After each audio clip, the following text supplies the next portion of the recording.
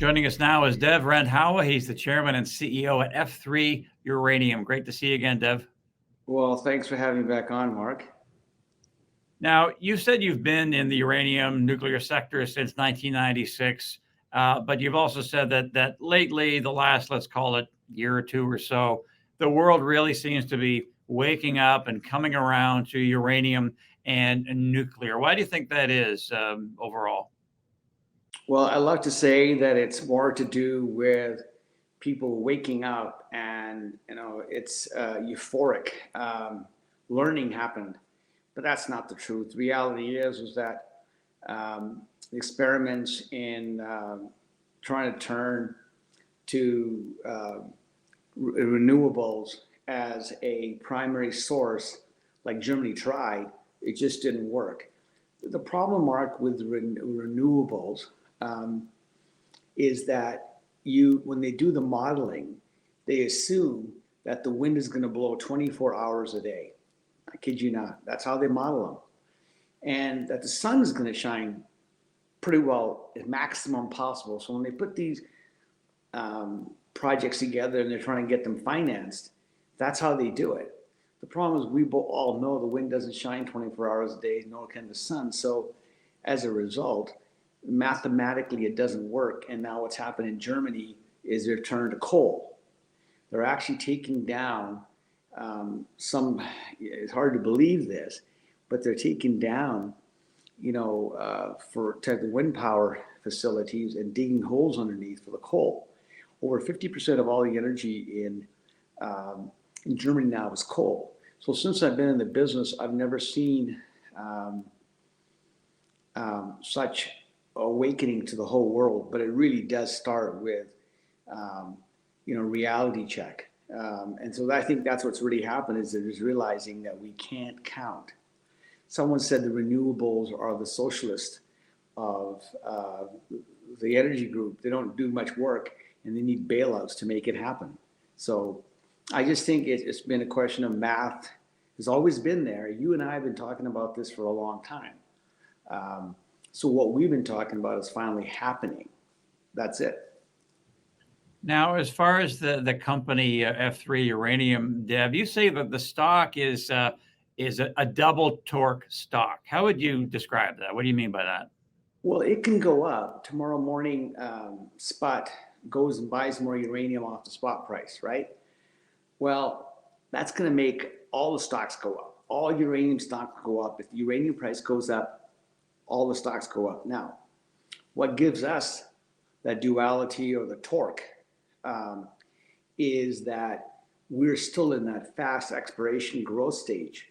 Meaning if tomorrow morning, our stock can go up because A, uranium prices went up, or B, we hit another drill hole. And so that's where I think Puneet Singh is the one that A Capital that came up with that term. It's a torque uranium stock. It'll go up for two major reasons. One, uranium prices go up, and we put out some good drill results. And so that's why he believes you need to have one torque. The reality is we know we've got uranium there. We've got holes that are showing 10%, 20%, 30%, up to 59% uranium. And because of compliance laws, we can't give numbers how many pounds we think we have. But we know we have some uranium. So what F3 has is a blob of uranium up there at the top of A1 conductor.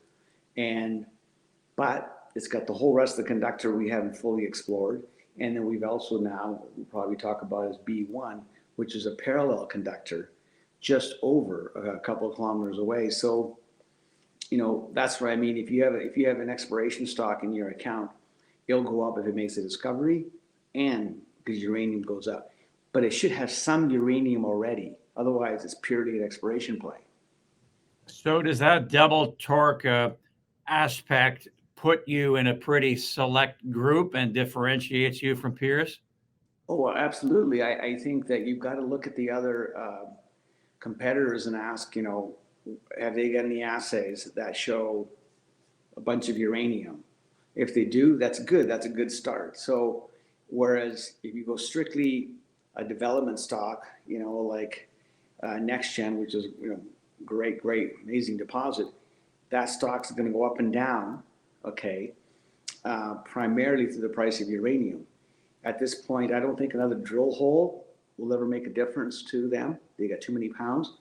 Whereas a drill hole down at the other end of the food chain will make a huge difference. What about if you can find something that's already got some uranium and a drill hole will make a difference? And that's what I'm talking about when I speak about a double torque stock, which has two reasons why it can go up.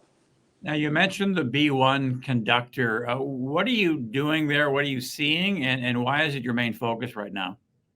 I would say it's a dual purpose. What we've been doing is working in A1. We got that huge conductor. We've expanded it.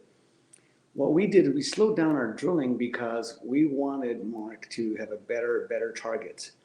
The data we were using for our drilling was from 2008 and 9, some of the flying that we did.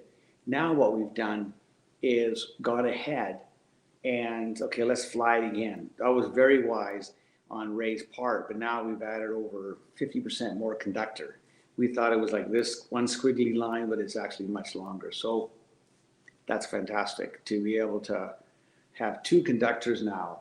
And what really excites us, the reason we're very excited is that we found a huge amount of boron up in the sandstone on B1. And everything in between the two, we've seen a lot of alteration.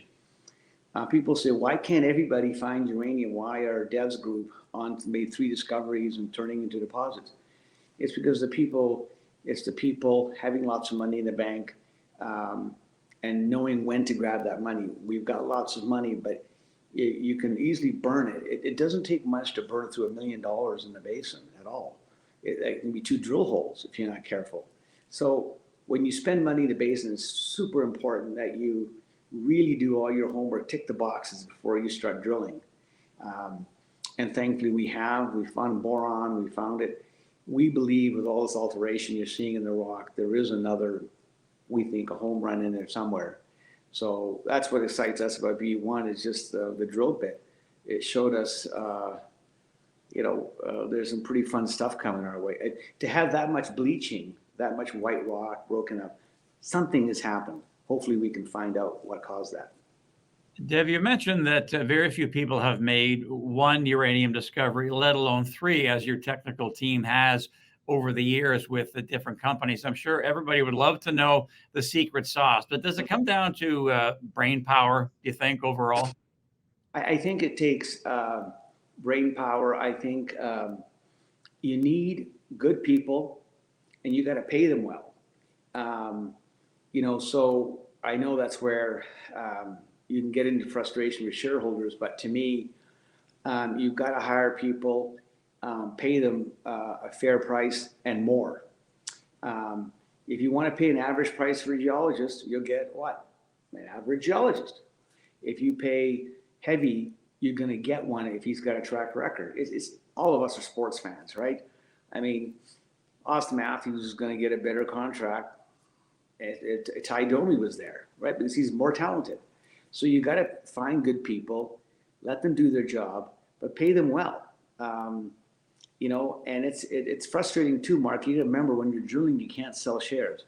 So, you got to be extra careful about taking care of your people. When they see that stock go from 6 cents to 50 cents, they can't sell a share. You got to find ways to compensate people for creating all this wealth, from 20 million to 200 million, right? So I think the key is to find good people and just keep, pay them well. Sit down with them and ask them what's bugging them, if there's something on the job. So it's like every other company is hiring the right people, but you've got to pay them well. All right, very interesting. And lastly, Dev, you say F3 has a lot of money in the treasury. Can you give us an idea of some of the milestones the company's hit in the last year or so, specifically the Denison investment, which is significant? Yeah, that was very significant. I don't know why it gets lost in the media all the time, but here's a company that's a world-class leader. It's been in the industry for decades, and it chose us to make an investment in the basin. They know the basin much better than we do. They've been around, the Denison with the Roman family many, many years. They did a lot of homework, and also that we signed NDAs, so they were allowed to to go look at all our drill holes, what's in public and in the private domain. And after all that due diligence, we were able to come to a deal. So that was very significant. We have about just over $40 million in the bank, about half and half soft, half and half hard money. We can raise money. We've been pretty good at that, but the question is, I don't want to do it. The old saying is, you raise money when you can, not when you have to.